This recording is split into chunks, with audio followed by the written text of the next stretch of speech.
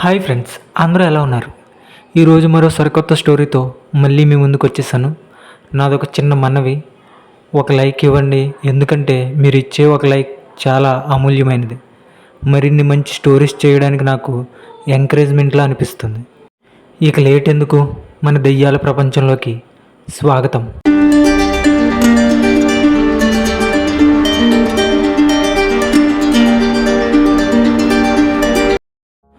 ఒక కొత్తగా పెళ్ళైన జంట. అబ్బాయి పేరు రమేష్, అమ్మాయి పేరు రమ్య.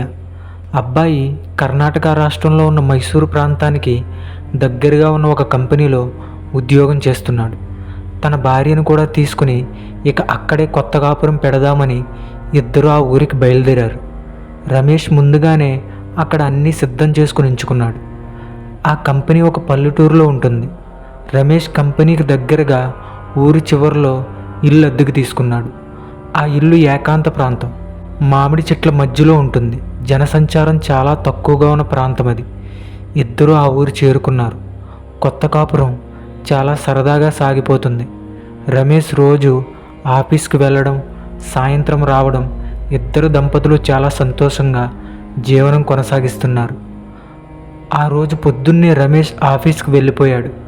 రమ్యకి ఒక్కతే ఉండడం చాలా బోరు కొట్టి అలా ఇంటి బయటకు వచ్చి మామిడి తోటలో నడుచుకుంటూ తోటంతా చూస్తుంది. అలా తోటలో వెళ్తుండగా తోట చివర ఒక వింతైన మర్రి చెట్టుని చూసింది. దానికి చాలా మంత్రించిన తాయెత్తులు, తాడులు చెట్టు చుట్టూ కట్టున్నాయి. ఆ చెట్టుకి మొదలున ఒక పెద్ద మేకు లోపలికి దించి ఉంది. రమ్మీది ఏమైనా దేవత చెట్టా ఏమో అనుకుని పూజలు చేస్తారేమో అని ఆ చెట్టుకు దండం పెట్టుకుని అక్కడి నుండి వెళ్ళిపోయింది. అలా కొన్ని రోజులు గడిచాయి. నాగుల చవితి వచ్చింది. ఆ రోజు రమేష్ గుడికి వెళ్దాం, ఇక్కడ నుండి ఒక 20 కిలోమీటర్స్ ఉంటుంది, తీసుకువెళ్తాను అని రమ్యతో అన్నాడు. దానికి రమ్య, ఎందుకండి అంత దూరం? మన తోటలో ఒక మర్రి చెట్టు దగ్గర ఒక పెద్ద పుట్ట ఉంది, అక్కడే పూజ చేసుకుందాం రండి చూపిస్తా అని తీసుకుని వెళ్ళింది.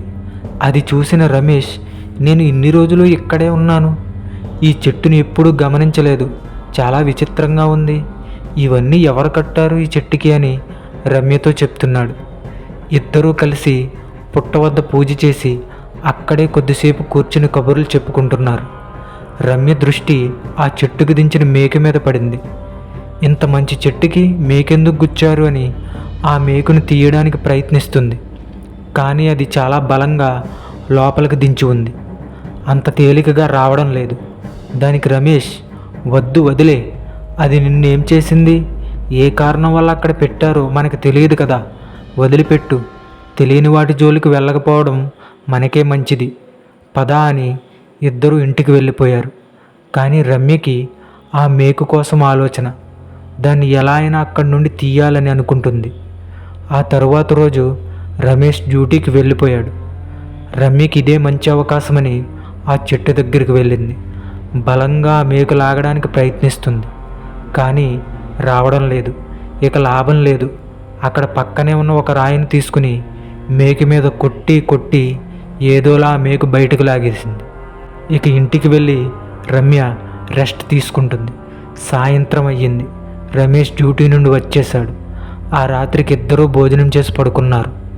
రమ్యకి నిద్ర పట్టడం లేదు, పిచ్చి పిచ్చి పీడకలలు వస్తున్నాయి. రమ్యకి దాహం వేసి నీళ్లు తాగడానికి హాల్లోకి వెళ్ళింది. ఫ్రిడ్జ్ డోర్ ఓపెన్ చేసి నీళ్లు తీసుకుని తాగుతుంది. ఆ ఫ్రిడ్జ్ లైట్ వెలుగులో తన ఎదురుగా ఉన్న ఒక మూలలో ఎవరో నుంచుని ఉన్నట్టు అనిపించింది. ఏవండి, అది మీరేనా అని అడిగింది. అక్కడ నుండి ఏ జవాబు లేదు. ఫ్రిడ్జ్ డోర్ వేసి లైట్ ఆన్ చేసింది. ఆ మూలన ఏమీ లేదు. నిద్ర కళ్ళతో నాకు అలా అనిపించుంటుంది అని అనుకుని వెళ్ళి పడుకుంది. కానీ నిద్ర రావడం లేదు. ఏం చేయాలో రమ్యకి పాలుపోక టీవీ పెట్టుకుని చూస్తుంది. తాను కూర్చున్న సోఫా వెనుక నుండి ఎవరో వెళ్ళినట్టు ఒక నీడ తన ఎదురుగా కనిపించింది. రమ్య షాక్ అయ్యి వెంటనే వెనక్కి చూసింది, కానీ ఎవరూ కనిపించలేదు. వెంటనే రమేష్ ఉన్న గదిలోకి వెళ్ళి చూసింది. అక్కడ రమేష్ పడుకుని ఉన్నాడు. మరి ఇలా వెళ్ళిందెవరు? ఇది నిజమా, నా భ్రమ అనే సందేహంతో తన మనసు ఉంది. ఈలోపు కరెంటు పోయింది. రమ్య కొవ్వొత్తి వెలిగించడానికి వంటగదిలోకి వెళ్ళింది. కొవ్వొత్తి వెలిగించి చేతిలో పట్టుకుని మెల్లిగా నడుచుకుంటూ హాల్లోకి వస్తుంది. కిటికీ వైపు నుండి వచ్చిన గాలికి కొవ్వొత్తి ఆరిపోయింది. మళ్ళీ వంటగది వెళ్ళడానికి ఒక అడుగు వేసింది. తన వెనక నుండి ఒక చెయ్యి తన భుజం మీద పడింది. రమ్య గుండె జల్లుమంది. భయంతో వెంటనే వెనక్కి తిరగగానే కరెంటు వచ్చింది. ఆ వెనక ఉన్నది రమేష్. అమ్మయ్య, మీరా? చాలా భయపడ్డాను, ఎవరో అని. నువ్వు నేను కాకుండా ఈ ఇంట్లో ఇంకెవరున్నారు? నువ్వింకా పడుకోకుండా ఏం చేస్తున్నావని రమేష్ అడిగాడు. పద, వెళ్ళి పడుకుందామని ఇద్దరూ వెళ్ళి నిద్రపోయారు. యథావిధిగా రమేష్ డ్యూటీకి వెళ్ళిపోయాడు. రమ్య రాత్రి జరిగిన విషయాల కోసం చాలా ఆలోచిస్తుంది. నాకు కనిపించిన దృశ్యాలు నిజమా అబద్ధమా అనే సందేహ దుస్థితిలో ఉండిపోయింది. రాత్రి అయింది. ఇద్దరూ భోజనం చేసి పడుకున్నారు. రమేష్ గాఢ నిద్రలో ఉన్నాడు. రమ్యకి నిద్ర పట్టడం లేదు. తను ఇలా అనుకుంటుంది, అసలు ఏమయ్యింది నాకు? గత 2 రోజుల నుండి నాకు సరిగ్గా నిద్ర రావడం లేదు అని అనుకుంటుంది. అకస్మాత్తుగా హాల్లో లైట్ వెలిగింది. తన బెడ్రూమ్లో కాంతి కనిపిస్తుంది. ఇదేంటి, హాల్లో లైట్ ఎలా వెలిగింది అని లేచి వెళ్ళింది. అక్కడ ఎవ్వరూ లేరు. రమ్యకి ఏమీ అర్థం కాకుండా ఉంది. అసలు ఎవరు ఆన్ చేయకుండా లైట్ ఎలా వెలిగింది అని, ఇంటిలో ఎవరో తిరుగుతున్నట్టుంది అని తన మనసు కనిపిస్తుంది. మెల్లిగా వెళ్ళి లైట్ ఆఫ్ చేసింది. కనిపించిన వెలుగులో ఒక రూపం హాల్లో మూలన కూర్చుని ఉన్నట్టు కనిపించింది. రమ్యకి చాలా భయం వేసింది. వెంటనే లైట్ ఆన్ చేసింది. అక్కడ ఏమీ లేదు. మళ్ళీ లైట్ ఆఫ్ చేసింది. ఆ రూపం అదే మూలన కనిపించింది. రమ్యకి భయం వేసి బెడ్రూమ్లోకి పరిగెట్టింది. భయంతో రమేష్ని లేపింది. నిద్రలో నుండి లేచిన రమేష్, ఏంటి రమ్య, పడుకోకుండా ఏమయ్యింది అని అడిగాడు. రమ్య చాలా కంగారు పడుతూ, ఏవండి, మన ఇంట్లో ఎవరో తిరుగుతున్నారు, నాకు చాలా భయంగా ఉంది, ఒకసారి హాల్లోకి రండి అని రమేష్ని తీసుకువెళ్ళి ఆ మూలను చూడమని చెప్పింది. కానీ అక్కడ ఏమీ లేదు. ఇంట్లో ఉన్న లైట్స్ అన్నీ ఆన్ చేసి ఇల్లు మొత్తం చూశారు. కానీ ఎక్కడ ఎవ్వరూ కనిపించలేదు. రమేష్ రమ్య మీద కోపం పడి, నువ్వు రోజు అర్ధరాత్రులు అసలు ఏం చేస్తున్నావు పడుకోకుండా? నా నిద్ర కూడా చెడగొడుతున్నావు అని తనకి చివాట్లు పెట్టాడు. ఇక రమ్య ఏమీ మాట్లాడకుండా వెళ్ళిపోయింది. ఇద్దరూ పడుకున్నారు. అర్ధరాత్రి 1:30 గంటల సమయంలో ఎవరో ఏడుస్తున్నట్టు రమ్యకు వినిపించింది. తనకి మెలకు వచ్చింది. ఈ టైంలో ఎవరు ఏడుస్తున్నారు? రమేష్ని లేపాలంటే తనకు భయం వేసింది. తాను ఒక్కతే అన్ని ఇంట్లో లైట్స్ వేసుకుంటూ చూస్తూ వెళ్తుంది. కానీ ఆ శబ్దం బయట నుండి వస్తుంది. ఇంటిపైన బాల్కనీ నుండి కిందకి చూసింది. కింద నుండి ఆ శబ్దం వస్తుంది అని బయట లైట్ వేసింది. కొబ్బరి చెట్టు కింద ఎవరో కూర్చుని ఏడుస్తున్నట్టు కనిపించింది. ఎవరది, అక్కడ ఎందుకు ఏడుస్తున్నారు అని అడిగింది. అటువైపు నుండి ఏ సమాధానం లేదు. మళ్ళీ అడిగింది, ఎవరంటే మాట్లాడరేంటి, చెప్పండి ఎవరు అని అడిగింది. ఆ ఏడుస్తున్న మనిషి పైకి లేచింది.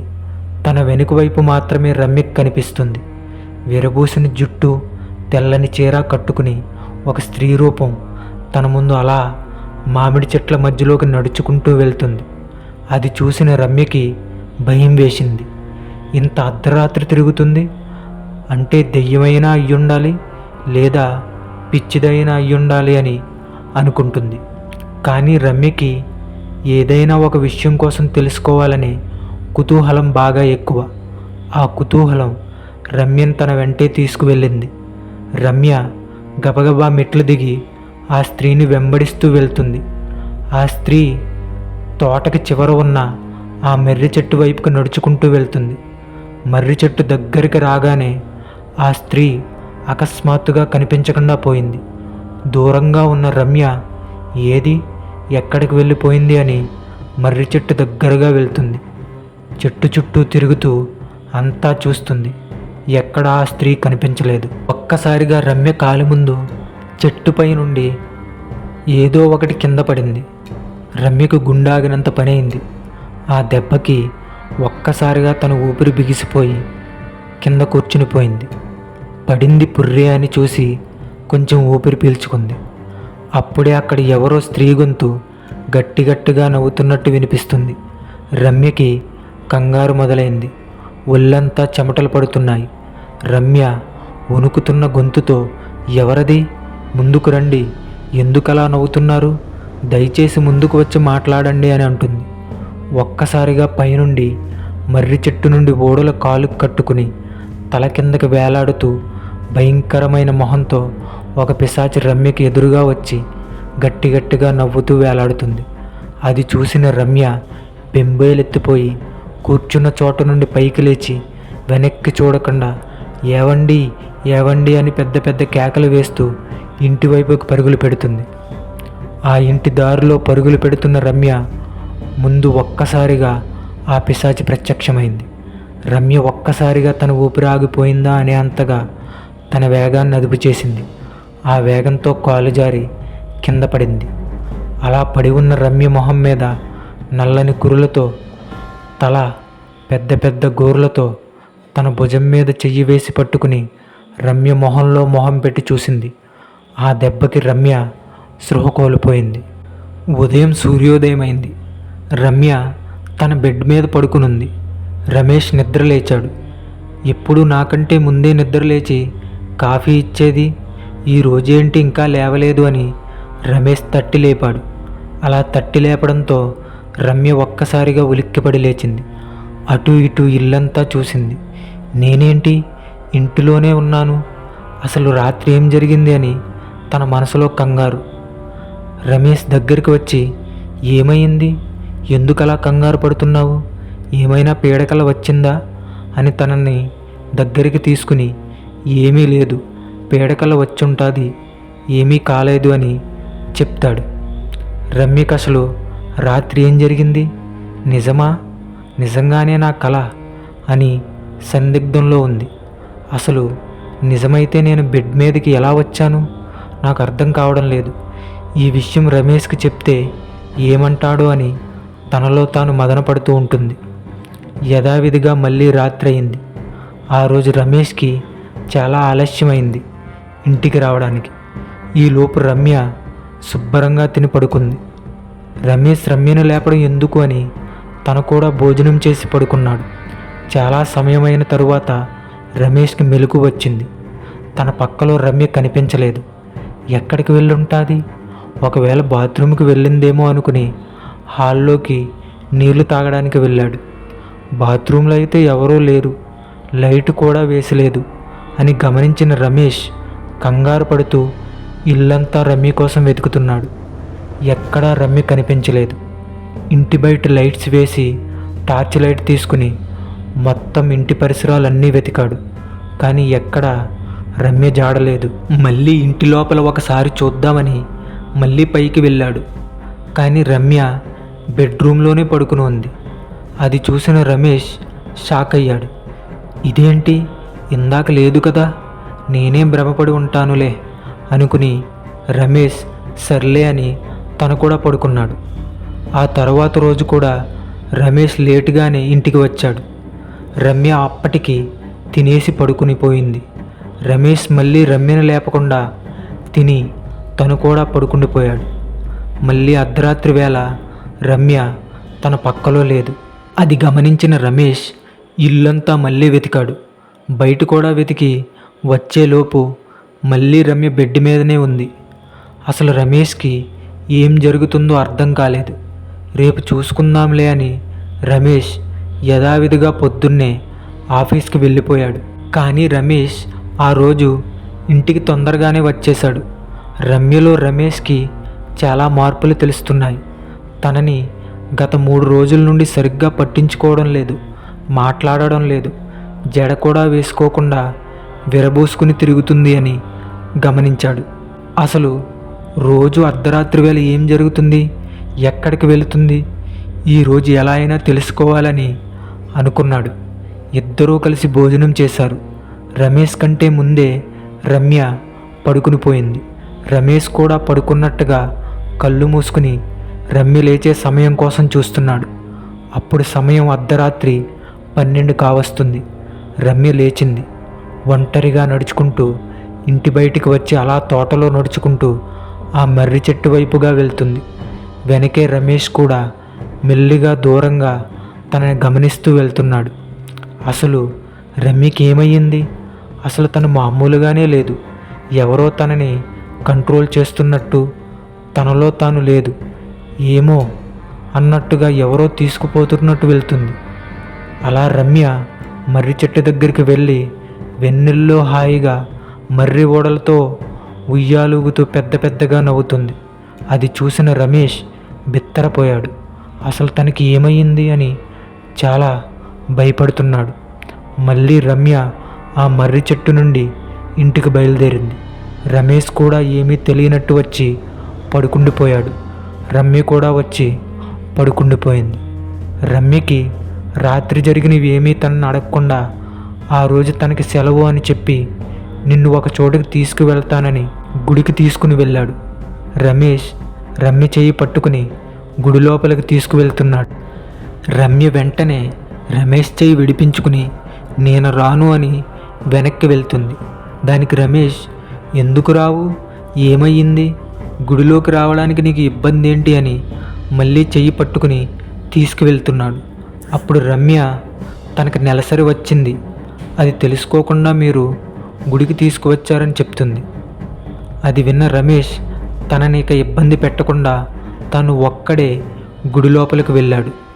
అదేంటి, తనకి నెలసరి వచ్చి ఇంకా 10 రోజులు కూడా అవ్వలేదు, మళ్ళీ నెలసరి అంటుంది, ఇదేదో తేడాగా ఉంది అని గుడిలో పూజారికి జరిగిన విషయం మొత్తం చెప్పాడు. దానికి పూజారి తనకి ఒక జలం ఒక సీసాలో వేసిచ్చాడు. ఇది ఆ అమ్మాయి మీద జల్లు, తను లోపల ఏమీ లేకపోతే ఏమీ అవ్వదు, మామూలుగానే ఉంటుంది. ఒకవేళ తన లోపల ఏమైనా ఉంటే తన ఒళ్ళంతా మంట పడుతుంది, అప్పుడు తెలిసిపోతుంది అని చెప్తాడు. బయటికి వచ్చిన రమేష్ సరే ఇంటికి వెళ్దాం పదా అని రమ్యని ముందు నడు అని తను వెనకే నడుస్తూ ఆ జలం రమ్య ఒంటి మీద చల్లాడు. కొంతసేపటికి రమ్యకి ఒళ్ళంతా మంట పడుతుంది అని రమేష్కి చెప్తుంది. అప్పుడు రమేష్కి అర్థమైంది రమ్యని ఏదో ఆవహించింది అని. రమేష్కి పూజారి ఒక పరిహారం చెప్పాడు. ఒకవేళ నీ భార్యని ఏదైనా ఆవహించి ఉంటే నువ్వు ఈరోజు రాత్రికే ఈ విధంగా చెయ్యి. నీ భార్య పడుకున్న తర్వాత ఆమె జుట్టుని కొంత కత్తిరించు. తన చెమటతో తడిసిన బట్ట, కాళ్ళ గోరు ఒకటి తన బట్టలో కట్టి నేను ఇచ్చిన మంత్రజలంలో మేకును ముంచి నీ భార్య చూస్తూ ఉండగా తన ముందే ఒక చెట్టుకి ఆ బట్టలో కట్టిన మూటని చెట్టుకు పెట్టి మేకును కొట్టు. అప్పుడు ఆ పిశాచి ఆత్మ అందులో నిక్షిప్తమైపోతుంది, నీ భార్యని విడిచిపెట్టి వెళ్ళిపోతుంది. ఇక ఆ ప్రదేశం వదిలి మీరు ఎక్కడికైనా వెళ్ళిపోండి అని చెప్పాడు. రమేష్కి ఇదంతా ఎలా చెయ్యాలో ఏమవుతుందో అనే భయంతో ఉన్నాడు. ఇద్దరూ కలిసి ఇంటికి చేరుకున్నారు. రమేష్ ఇంటికి వెళ్ళగానే రమ్యతో నువ్వు ఎందుకు జుట్టు విరబూసుకుని ఉంటున్నావు, ఏది నేను నీకు జడవేస్తాను అని చాలా ప్రేమగా తన జడను నిమురుతూ జడవేసే సమయంలో తన వెంట్రుకల్ని కట్ చేశాడు. నీ గోర్లు కూడా బాగా పెరిగిపోయాయి అని తానే స్వయంగా గోర్లు కట్ చేశాడు. ఇక ఆ రోజు రాత్రి ఇద్దరూ భోజనం చేసి పడుకున్నారు. సమయం 11 కావస్తుంది. రమేష్ రమ్య చీర కొంగుని కొంచెం కట్ చేశాడు. రమ్య వెంట్రుకలు గోర్లు తన బట్టలో వేసి కట్టి రమ్య లేచే సమయం కోసం చూస్తున్నాడు. సమయం అర్ధరాత్రి 12 కావస్తుంది. రమ్య లేచింది. ఇంటి నుండి బయటికి వచ్చి అలా మర్రి చెట్టు వైపుకు నడుచుకుంటూ వెళ్తుంది. రమేష్ తనని వెంబడిస్తూ వెళ్తున్నాడు. రోజులానే రమ్యలో ఉన్న పిశాచి మర్రి చెట్టుకు ఉయ్యాలూగుతూ ఉంది. అలా కొంత సమయం గడిచిన తరువాత ఇంటికి వెళ్ళడానికి ఉయ్యాల దిగి మర్రి చెట్టు నుండి కొద్ది దూరం వెళ్ళింది. రమేష్ ఆ పిశాచికి కనిపించకుండా మర్రి చెట్టు దగ్గరికి చేరుకున్నాడు. ఏ పిశాచి, ఇటు చూడవే అని గట్టిగా అరిచాడు. ఈ రోజుతో నీ పని అయిపోయింది చూడు అని రమేష్ గట్టిగా అరిచాడు. రమ్యలో ఉన్న పిశాచి వెనక్కి తిరిగింది. తాను చూస్తుండగానే జలంలో ఆ మేకుని ముంచాడు. ఆ పిశాచికి అర్థమయ్యింది తనని బందీ చేయడానికి ఏదో చేస్తున్నాడు అని. వెంటనే రమ్యని విడిచిపెట్టి బయటికి వచ్చేసింది. రమ్య అక్కడే స్పృహ కోల్పోయి పడిపోయింది. పెను తుఫాను వేగంతో ఆ పిశాచి హోరున రమేష్ వైపుకు వస్తుంది.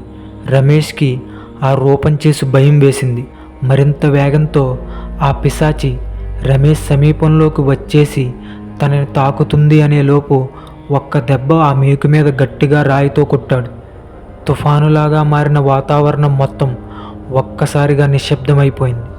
ఆ పిశాచి యొక్క ఆత్మ ఆ మేకులో నిక్షిప్తమైంది. తన పీడ విరగడయ్యింది. రమేష్, రమ్య ఆ ఇంటిని వదిలి ఇద్దరూ వేరే చోటకి వెళ్ళిపోయారు.